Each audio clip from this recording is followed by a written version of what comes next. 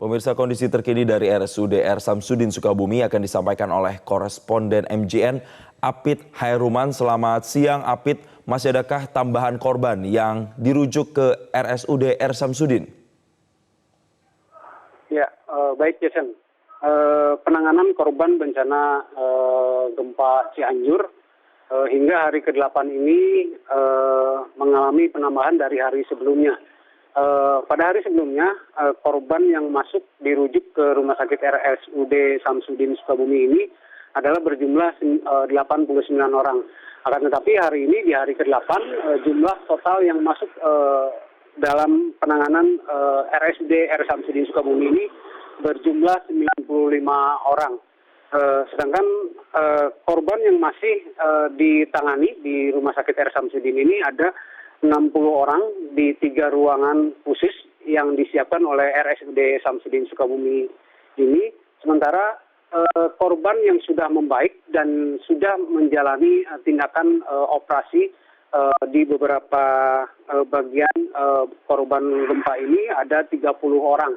Sementara itu dari data Kabag Umum Kepegawaian RSUD R. Samsudin Sukabumi ini mencatat juga ada tambahan korban meninggal dunia menjadi 5 orang, yang sebelumnya 4 orang sudah dibawa ke rumah duka di Cianjur yang diantar oleh pihak RSUD Samsudin.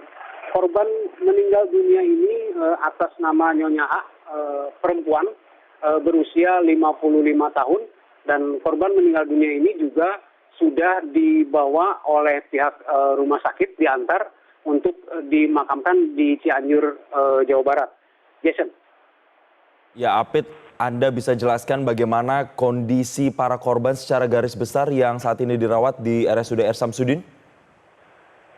Ya, sebanyak 60 orang korban gempa yang saat ini masih menjalani penanganan medis di Rumah Sakit RSUD Samsudin. Kondisinya sebagian besar sudah mulai menunjukkan kondisi kesehatan yang stabil. Para korban juga rata-rata yang datang ke RSUD Samsudin ini tidak mengalami luka yang cukup berat. Saat ini korban dalam kondisi pengawasan baik oleh tim medis maupun perawat yang berada di 3 ruangan khusus yang disiapkan oleh RSUD Samsudin Sukabumi. Rata-rata para korban ini mulai membaik kondisi kesehatannya dan mulai stabil. Jika tidak ada halangan, para korban yang masih dirawat ini setiap harinya bisa dipulangkan karena kondisi yang sudah sehat dan mulai kembali stabil. Jason. Ya Apit, lalu bagaimana dengan biaya pengobatan? Apakah dipastikan akan ditanggung sepenuhnya oleh pemerintah?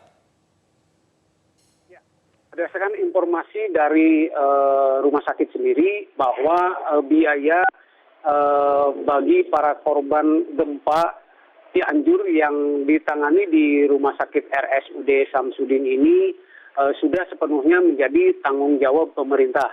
Pihak rumah sakit RSUD Samsudin menjalankan tugas untuk menangani korban-korban gempa ini tanpa melakukan adanya pungutan biaya sepeser pun. Pihak rumah sakit juga sudah berkoordinasi dengan pemerintah daerah Cianjur dan Dinas Kesehatan Cianjur terkait penanganan biaya yang akan nanti jika ada dibebankan kepada pihak rumah sakit, pihak pemerintah daerah Cianjur. Itu akan nanti dikoordinasikan dulu, sementara pihak rumah sakit akan merekap seluruh jumlah korban yang ditangani di Rumah Sakit RSUD Samsudin ini. Jason. Apit, terakhir bagaimana dengan mekanisme pengcoveran atau ditanggung seluruhnya biaya oleh pemerintah? Apa yang harus dipersiapkan oleh para korban atau para pasien untuk bisa mendapatkan akses pengobatan yang gratis akibat gempa yang terjadi ini? Dari pihak Rumah Sakit RSUD Samsudin sendiri telah menyatakan bahwa jika para korban gempa Cianjur yang sebelumnya ditangani di Rumah Sakit RSUD Samsudin ini dan sudah dikembalikan pulang oleh karena kondisinya mulai membaik, akan tetapi pada saat kondisi mereka ada mengalami gejala ataupun harus kembali melakukan penanganan medis, itu bisa dirujuk kembali ke sini dan akan ditangani dengan baik oleh tim medis yang sudah disiapkan. Mereka juga hanya menyiapkan identitas berupa KTP ataupun kartu keluarga jika masih dimiliki oleh mereka, jika kartu identitas ataupun dokumentasi kependudukan mereka tidak hilang oleh akibat bencana gempa Cianjur kemarin. Jason. Baik, terima kasih Apit Hairuman atas laporan langsung Anda. Nanti kami akan update kembali perkembangan dari sana. Selamat bertugas kembali.